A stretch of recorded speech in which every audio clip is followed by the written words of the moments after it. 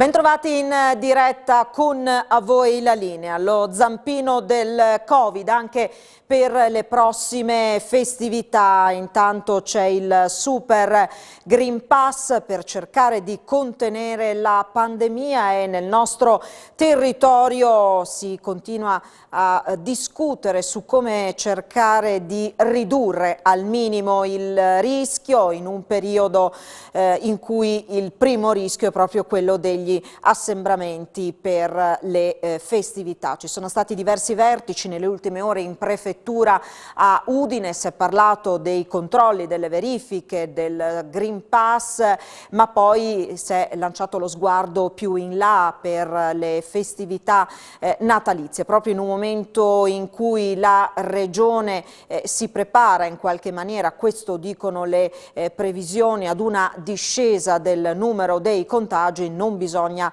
abbassare l'attenzione e il rischio assembramento è legato anche ad alcune tradizioni di questo territorio, come ad esempio i fuochi epifanici. Proprio i pignarui sarebbero a rischio. Sentiamo Paola Treppo. Dal pomeriggio di ieri a questa mattina incontri in prefettura a Udine per fare un po' il punto su quelli che saranno gli eventi in previsione del Natale, anche del Capodanno, anche dell'Epifania, vedremo, ma anche per fare il punto sui controlli a bordo dei mezzi pubblici di trasporto e anche per capire quante persone sono state controllate con il nuovo Green Pass. Insomma, 2 giornate intense per le forze dell'ordine coordinate dalla prefettura di Udine. Signor Prefetto, come è andata la situazione? Insomma, qual è un po' il bilancio? No, il bilancio è positivo, abbiamo anche percepito che da parte di molti utenti, di molti cittadini è stato apprezzato questo sforzo, questo è fondamentale per noi, cioè l'intensificazione dei controlli è stata considerata una buona cosa. Ovviamente da chi era poi in possesso di un Green Pass rafforzato e quindi gradiva che venissero intensificati questi controlli.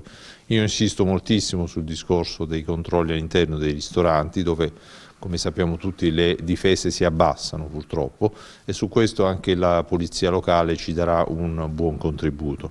Sicuramente anche alle discese degli autobus dove è importantissimo aver fatto una valutazione anche se a posteriori, ma anche nel sistema dei trasporti ferroviari dove la polizia ferroviaria e anche gli addetti alle vigilanze di Trenitalia e dell'Udine Cividale si stanno impegnati per fare controlli sulle banchine. Questa cosa ha dato buoni risultati perché al di là delle pochissime sanzioni molte persone sono state allontanate dalle banchine perché non avevano il Green Pass con loro. Altro problema su cui ci siamo soffermati, ma questo in prospettiva, è l'organizzazione di eventi, soprattutto per Capodanno e per l'Epifania. Abbiamo chiesto ai sindaci di fare una valutazione complessiva, perché sono comunque autorità sanitarie di pubblica, che comunque tutelano la pubblica salute, è una soluzione che deve essere condivisa da tutti gli amministratori locali per evitare fughe in avanti. Ecco, quindi c'è la possibilità che appunto coordinandosi tra loro i sindaci decidano di adottare una linea comune, quindi in vista della prevenzione e quindi del contenimento della diffusione del Covid-19 di non procedere ad esempio con l'accensione delle pire epifaniche. Abbiamo chiesto, ma sicuramente una rivalutazione la prossima settimana per organizzare al meglio gli eventi o non organizzarli, l'abbiamo chiesta, ma deve essere una linea comune. Ovviamente la prefettura ha una possibilità di intervento di competenza molto residuale, poi ci sono comunque i problemi che comunque le forze dell'ordine devono affrontare nel momento in cui si dovessero creare assembramenti e quindi problematiche o tensioni, e quindi è meglio avere una linea comune condivisa dall'inizio. Ecco, tra gli eventi che sappiamo già che non si terranno è quello legato, ormai passato, alla festa dei Krampus, San Nicolò, che non si è tenuto proprio per la decisione del sindaco di non far correre rischi, insomma, alla sua comunità. Ma vediamo quante sono le persone dall'inizio diciamo dell'attivazione del Green Pass rafforzato che vengono controllate ogni giorno. No, il dato è importante, abbiamo un dato giornaliero di 1000 persone all'incirca controllate, pochissime le sanzioni, questo è ovviamente una buona risposta da parte del territorio, per mancanza di mascherine e poche veramente anche per la mancanza di Green Pass all'interno dei locali. Quindi diciamo come dire, il risultato, anche se stiamo parlando di una settimana, è sicuramente positivo. Quindi di questo ringrazio tutti, perché è un impegno che stiamo condividendo tutti per un unico risultato che è agli occhi di tutti. Ecco, quindi uno sforzo comune questa mattina, l'incontro con il signor prefetto Massimo Marchesiello, dei sindaci dei principali comuni dell'ex provincia di Udine, quindi da Tarvisio, passando per Tarcento e naturalmente anche le zone della Bassa, Cervignano, San Daniele, Cividale, Lignano. Insomma, come ha trovato l'umore i sindaci? No, buono e positivo, tranquillo, però io ho detto siamo tutti tranquilli, ma abbiamo comunque un nemico invisibile che ci sta sulle spalle, e quindi l'apparente tranquillità non ci deve dare tranquillità. Quindi continueranno gli incontri, i confronti qui in Prefettura Udine per garantire a tutti, insomma, di vivere serenamente le festività natalizie, insomma, fino ad arrivare all'Epifania. Allora ringraziamo il signor prefetto Massimo Marchesiello di Udine, qui della Prefettura. È tutto.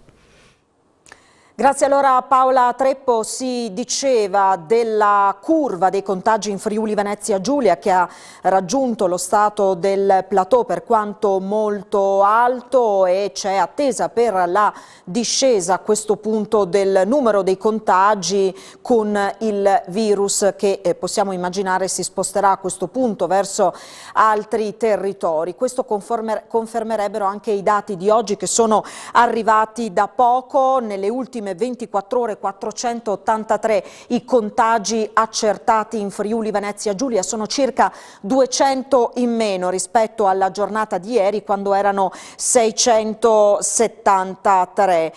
Si registrano 6 vittime con Covid, si tratta di 3 donne triestine di 95, 92 e 80 anni, le prime 2 decedute in RSA, l'ultima in ospedale, una donna di 93 anni di Grado, una 91enne di San Canzian di Sonzo, un 78enne di Palazzolo dello Stella. Stabili i dati che riguardano le ospedalizzazioni, le persone ricoverate in terapia intensiva sono 26, i pazienti in altri reparti 296. Ed ora lo sciopero della scuola, con la mobilitazione dei sindacati a livello nazionale. A Udine i sindacati regionali hanno incontrato la stampa Lipsia Cecconi per fare il punto della situazione per quanto riguarda la nostra regione. C'è un tema, quello della carenza di personale. Mancano 3.500 insegnanti stabili in Friuli Venezia Giulia, hanno detto oggi i sindacati, situazione che è destinata ad aggravarsi con l'obbligo vaccinale che entrerà in vigore a partire dal 15 dicembre. Sentiamo Marco Pasquariello. Principalmente la rivendicazione dello sciopero si impronta sul recupero del potere d'acquisto degli stipendi, quindi dei finanziamenti ad hoc per incrementare gli stipendi, che sono veramente bassi rispetto alle medie europee, ma soprattutto anche nel differenziale con il resto della pubblica amministrazione. C'è un disimpegno da parte del governo rispetto al patto di maggio sulla scuola sottoscritto dal Ministro dell'Istruzione, e che non vede mettere le risorse adeguate sia per incrementi stipendiali, sia per la valorizzazione, sia per quanto riguarda la formazione del personale. Per dare un dato, su 33 miliardi previsti in questa finanziaria, solo lo 0,6% è previsto per il mondo della scuola e il suo personale, escluso esclusivamente per i docenti, per una valorizzazione che in realtà è anche offensiva, perché è riferita alla dedizione all'insegnamento, che fa parte già del tessuto normale all'interno della funzione docente. Vascotto, i numeri della mancanza di personale tra personale ATA e corpo docente, in particolare in pianta stabile, non si parla di precariato, sono allarmanti nella nostra regione? Certo, sono allarmanti al punto tale che anche in questo momento i dirigenti scolastici, non voglio dire che cerchino per strada le persone, ma poco ci manca, siamo a questo punto. Il personale non c'è, abbiamo le graduatorie esaurite, abbiamo comunque personale che non è necessariamente adatto ad insegnare e che viene reclutato semplicemente perché ha un titolo di studio idoneo, ma non è sufficiente. Ed è un problema che si aggraverà ancora di più a partire dal 15, dal 16 dicembre con l'obbligo vaccinale. Se le nostre stime dicono che tra il 5 e il 10% del personale non è vaccinato e se non è vaccinato oggi probabilmente non cambierà idea, è facile che alla ripresa delle attività didattiche a gennaio ci sarà una grossa lacuna di personale. Da dove deriva secondo lei questa mancanza di insegnanti? Intanto dal fatto che non ci sono criteri stabili per il reclutamento, il fatto che comunque la scuola sia stata abbandonata non da ieri ma da parecchi decenni. Noi stiamo parlando e protestando in questo momento per un contratto che è scaduto il 31 dicembre del 2018 e che adesso praticamente dovrebbe provvedere al rinnovo del secondo triennio, quindi siamo molto lontani. Attenzione che la scuola è veramente in uno stato di abbandono, ma da decenni purtroppo. Zonta, in regione mancano insegnanti, mancano insegnanti stabili, manca personale ATA e poi c'è un caso che lei ha sottolineato che è molto curioso, quello delle scuole di lingua slovena. Sì, abbiamo parecchi problemi nella nostra regione, non è l'unica, ma in particolare nella nostra regione mancano i docenti, nel senso che non sono stabili. Tra l'altro, oltre a non essere stabili, se qualcuno si ammala non abbiamo neanche le graduatorie per poterlo sostituire, parlo per esempio di docenti della scuola primaria, parlo per esempio di docenti di matematica, parlo di docenti di tecnologia. Nella scuola primaria come risolvono il problema? Qualsiasi che ha un titolo di studio che fa una semplice domandina può essere preso dal dirigente scolastico e messo in classe, anche se il suo titolo di studio è ragioniere, perito, eccetera. Allora, questo vuol dire un disastro nella scuola pubblica. Le scuole slovene sono da questo punto di vista ancora in una situazione peggiore, perché se non troviamo i docenti italiani, tantomeno troviamo i docenti che possono andare a insegnare nelle scuole slovene. Per cui occuparsi di questo problema e occuparsi anche di questa parte di scuola, che è comunque una prerogativa della Friuli Venezia Giulia, credo che sia importante. Al Ministero delle scuole slovene forse sì, forse no, sanno l'esistenza.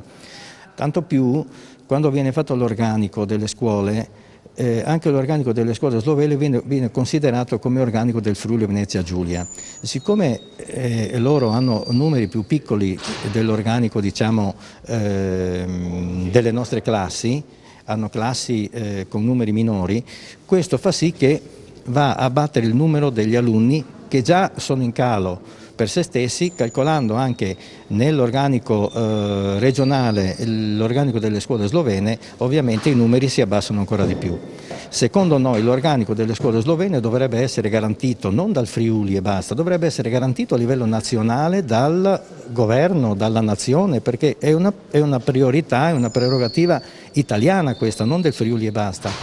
Per cui siamo preoccupati perché non si trova personale, nei concorsi le persone anche nelle scuole slovene fanno fatica a partecipare perché non ci sono, ci vorrebbe anche un accordo magari con la Slovenia o con le università slovene in maniera da fare in modo da far avere il personale anche a queste scuole.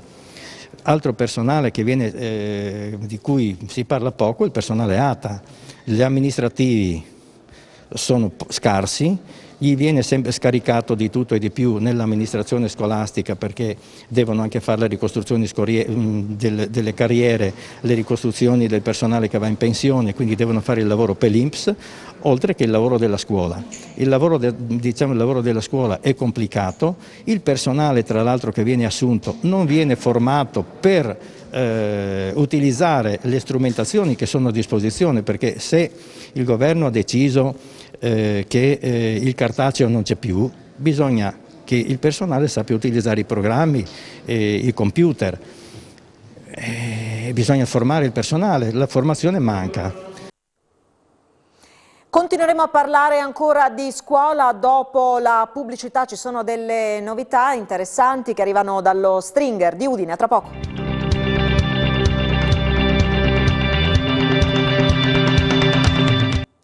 Di nuovo insieme con A Voi la linea, allora andiamo subito allo Stringer di Udine dove c'è per noi Alexis Sabot che ha raggiunto la dirigente scolastica per parlarci di interessanti novità. A te Alexis, buongiorno. Sì, buongiorno Alessandra, siamo proprio all'esterno dell'istituto scolastico con vicino i container che saranno però provvisori. Perché? Perché alle nostre spalle c'è questo grande progetto del quinto lotto dell'edificio. Ci racconti lei nel dettaglio? Sì, esatto, c'è stata una riunione con l'EDR la scorsa settimana, EDR che ringrazio sentitamente per aver mantenuto la promessa. Abbiamo in mano il progetto di un edificio innovativo, flessibile, green, che sarà collocato qua dietro, che ospiterà 24 aule in 4 piani, 4 laboratori e poi un ristorante didattico che sarà aperto all'utenza all'esterno, e poi ci sarà anche la possibilità di un mini orto botanico per le spezie da cucina e per l'attività all'aperto.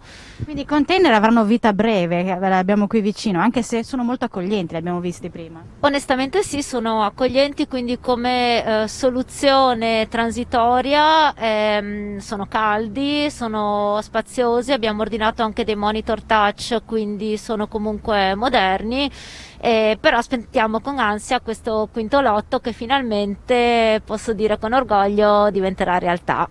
Il suo sogno era quello di realizzare anche questo ristorante, non solo per gli studenti ma anche per gli utenti, per l'utenza esterna. Insomma, lo vede realizzabile per quando in particolare? Ma io penso che ci vorranno almeno un paio d'anni, e quindi penso che nel 2024 o nel 2025 sarà realizzabile, ci permetterà di far lavorare tutti i nostri studenti, compreso l'indirizzo commerciale, perché sarà una simulazione di impresa e quindi dovranno occuparsi della contabilità. E una mensa qui in zona manca, insomma, un ristorante più che mensa, chiamiamolo ristorante. Un progetto che ha un costo di 6 milioni più 2 milioni di euro, perché poi il progetto prevede ulteriori lotti, quindi la palestra, l'auditorium e una zona verde dietro alla palestra che ospiterà dei campi da tennis, da basket, e sarà un po' un polmone verde. Grazie mille, grazie, in bocca al lupo per questo nuovo progetto per lo Stringer. Grazie, viva il lupo, grazie, arrivederci. A voi la linea. Grazie allora alla dirigente dello Stringer Monica Napoli e alla nostra Alexis Sabot. Alexis che questa mattina è salita in cima al castello dove ha incontrato il sindaco di Udine Pietro Fontanini per fare un po' il punto sui lavori di realizzazione dell'ascensore. Sentiamo. Abbiamo raggiunto il castello di Udine con il sindaco Pietro Fontanini perché gli scavi archeologici non fermano l'iter per la realizzazione dell'ascensore. A che punto siamo? Al punto che questi scavi dovrebbero terminare entro questo mese, perché ormai sono già arrivati a 3 metri dalla superficie in profondità. Sono stati trovati due tombe con 2 scheletri umani e altre cose. Al di là del muro, di questo muro di contenimento che è stato trovato, non ci sono altri reperti finora trovati, quindi è probabile che tutto verrà ricoperto e quindi che si procederà con la realizzazione dell'ascensore che dovrebbe sbucare proprio vicino a questi scavi. Quindi il cronoprogramma rimane tale quale per quanto riguarda le date? Sì, almeno questa è la nostra speranza, però l'ultima parola deve dire la sovrintendenza, perché questo lavoro che è finanziato dal comune però è fatto sotto la direzione della sovrintendenza che ha voluto fare questo sondaggio e verificare se c'erano dei reperti archeologici. Abbiamo trovato questo muro ma nient'altro oltre alle 2 tombe di cui prima dicevo. Quindi non ci sono reperti importanti, non ci sono cose da conservare in maniera precisa e quindi penso che avremo il via libera per realizzare il sedime, lo spazio per creare poi mettere l'ascensore. C'è già la ditta che si è aggiudicata l'appalto o ancora siamo in procinto di? No, siamo ancora in procinto di perché il progetto definitivo ancora non c'è, aspettiamo in pratica e le risoluzioni che la sovrintendenza darà e anche se ci saranno delle prescrizioni in merito proprio al progetto definitivo. Quindi l'ascensore in linea di massima quando potrebbe essere pronto, se dovessimo indicare una data? Ma io penso alla fine del prossimo anno 2022, forse all'inizio del 2023, vediamo poi i tempi di realizzazione, ci vorrà senz'altro un anno per realizzarlo. Ci fermiamo qui, grazie a tutti voi per la vostra cortese attenzione e buon proseguimento di giornata, arrivederci.